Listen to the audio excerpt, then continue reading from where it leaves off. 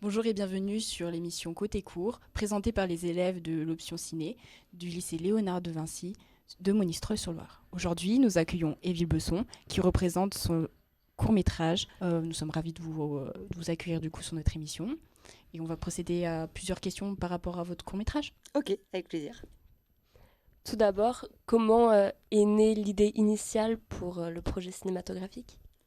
Alors, l'idée initiale, j'ai écrit un scénario plus long, qui était une forme longue à l'origine sur ces deux personnages. C'est pas exactement la même histoire, mais il y avait cette histoire d'amour entre ces deux femmes, Charlie et Marina. Et j'ai eu envie d'en tourner un petit bout pour voir comment ça allait, si la magie allait opérer entre elles. Enfin, moi, je pensais que ça allait opérer parce que je les adore et que je les trouve géniales. Mais je voulais quand même qu'on fasse exister ces personnages tout de suite, quoi. De pas attendre que le long se finance, etc. Et de faire une petite forme courte avec ces personnages-là que j'avais en tête depuis des années, quoi. Et du coup, combien de temps il vous a fallu pour tourner le Queen Size, si ça vous a pris des semaines, des mois ou des années? Non, non, non. En fait, c'était très court parce qu'on l'a fait sans argent. Donc, quand on tourne sans argent, faut pas tourner trop longtemps parce qu'on demande du temps et de la disponibilité à des personnes qui travaillent beaucoup. Donc, on a tourné 2 jours au mois de mai, puis 2 jours au mois de juin. Et donc, moi, ça me permettait de commencer à monter, de commencer à avoir un peu l'énergie, etc. Et c'était en fonction des dispos de chacun. Faut jongler un peu avec les plannings. Donc, en tout, 4 jours, même 3 jours et demi, parce qu'on a perdu une demi-journée où l'ingénieur du son était enfermé dans les toilettes. Voilà, donc 3 jours et demi. Et donc, niveau budget, c'était quoi Il votre y avait budget à peu quasi près? rien. Je pense que tout compris, les costumes, les décors, la nourriture, etc. À l'origine, le film a dû coûter 4 000 euros, je pense. Et après, il y a une production qui est rentrée en post-prod et qui a payé la post-production. Donc du coup, la post-production était beaucoup plus confortable et ils ont payé du coup l'équipe aussi pour le tournage.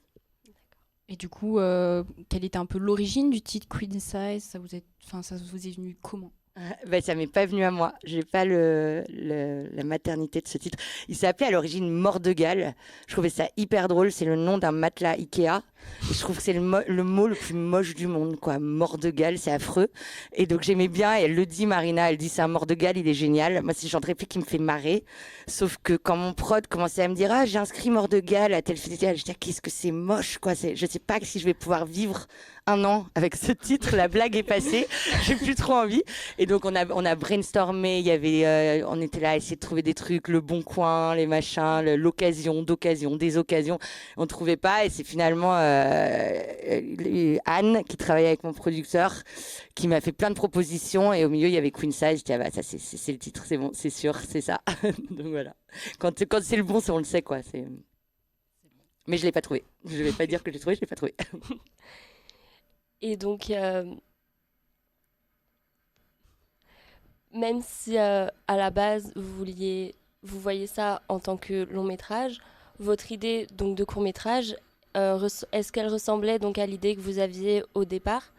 Est-ce que le final ressemble donc à l'idée que vous aviez au départ, ou il y a eu des modifications dans le scénario ou quoi que ce soit? J'ai beaucoup coupé. Je voulais un film court. Je voulais que ce soit un film qui il parle pas de grand chose. Enfin, c'est une rencontre quoi, mais je voulais pas être trop complaisante avec ce truc de temps réel. Oui, j'avais envie d'un temps long. On se regarde en se parlant et en se disant des banalités, mais je voulais pas que ce soit un temps trop long. Donc du coup, j'ai quand même beaucoup coupé par rapport à la scène de l'entretien d'embauche. Principalement, elle durait 5 ou 6 minutes. Il y avait plein de blagues qui me faisaient vachement rire, mais au bout d'un moment, on va au cœur, quoi. Déjà, c'était un peu une digression. Fallait quand même la faire rentrer un petit peu en force. Donc ouais, ça a changé dans le sens où c'est beaucoup plus rythmé que le scénario. Il y avait vraiment des gros temps longs, quoi. D'accord. Et du coup, quelle est l'intention que vous voulez transmettre à travers Queen Size?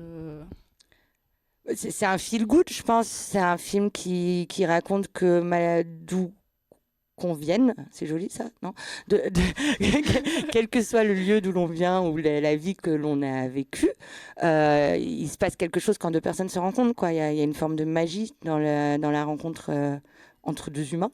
Je pense c'est un peu très cliché, un peu niais dit comme ça, mais moi c'est toujours ce qui me touche au cinéma, je crois. Les rencontres, les chemins qui ne devraient pas se croiser, qui se croisent, les personnages comme ça qu'on tire un peu dans des directions. Et après, il faut tirer chaque personnage de son côté et puis trouver qu'est-ce qui peut faire que ça s'accroche quand même, quoi. Ouais, j'aime bien ça, moi. J'aime bien m'amuser avec ça. Et donc, qu'est-ce qui a motivé votre choix pour les deux actrices, pour les rôles de Charlie et Marina ?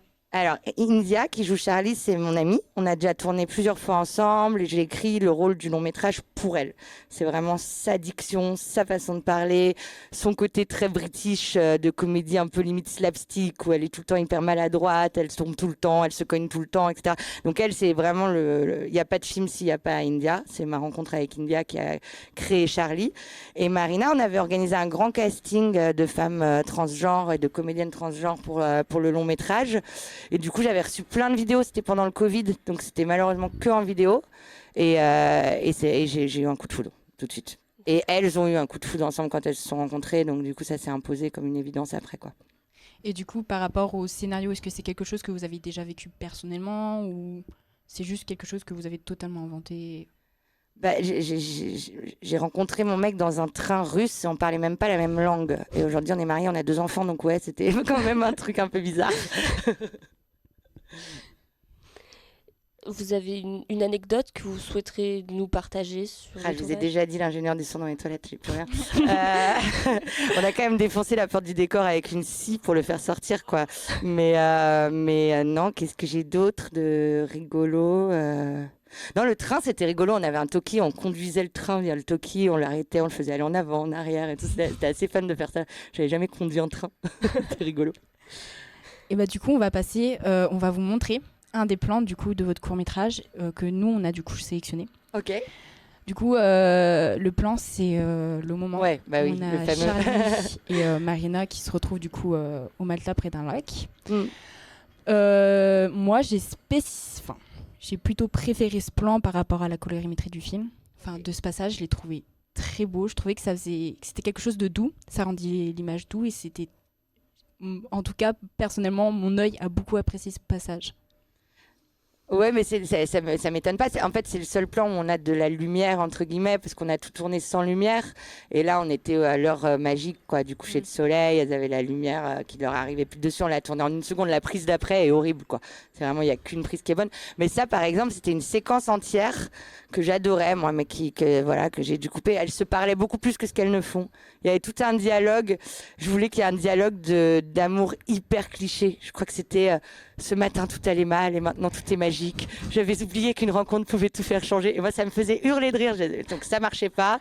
Je l'ai essayé en voix off sur le train. Ça marchait toujours pas. Donc, j'ai fini par regarder que la dernière réplique, quoi. Mais c'était un peu mon regret. J'avais très envie de cette scène ultra kitsch. Mais en fait, les gens ne voyaient pas le second degré. Ils pensaient juste que c'était très mal écrit. Ah. Ouais. Donc, du coup, ça jouait pas en ma faveur. Merci beaucoup de nous avoir présenté votre court-métrage Queen Size. Et du coup, on se retrouve très bientôt dans une prochaine émission, du coup, Côté Court, diffusée sur LDV Media. À bientôt.